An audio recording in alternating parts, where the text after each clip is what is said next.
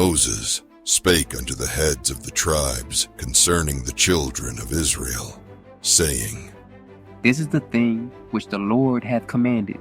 If a man vow a vow unto the Lord, or swear an oath, to bind his soul with a bond, he shall not break his word. He shall do according to all that proceedeth out of his mouth. If a woman also vow a vow unto the Lord, and bind herself by a bond, being in her father's house in her youth, and her father hear her vow, and her bond wherewith she hath bound her soul, and her father shall hold his peace at her, then all her vows shall stand, and every bond wherewith she hath bound her soul shall stand.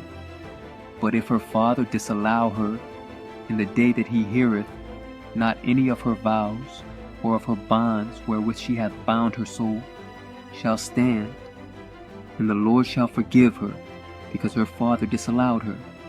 And if she had at all an husband, when she vowed or uttered aught out of her lips, wherewith she bound her soul, and her husband heard it, and held his peace at her in the day that he heard it, then her vows shall stand, and her bonds wherewith she bound her soul shall stand.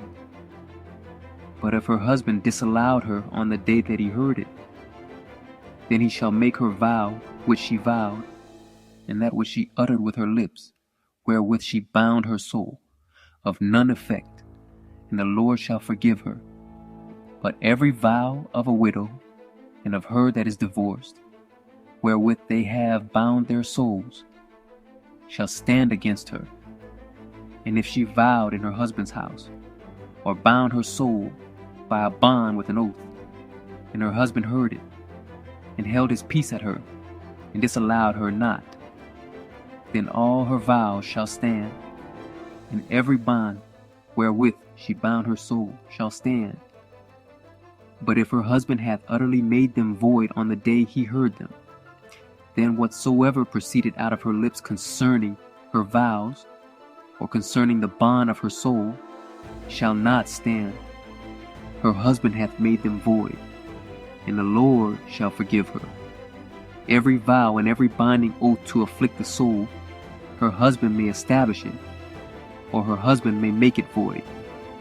But if her husband altogether hold his peace at her from day to day, then he establisheth all her vows or all her bonds which are upon her.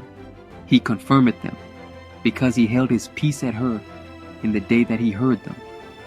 But if he shall anyways make them void after that he hath heard them, then he shall bear her iniquity.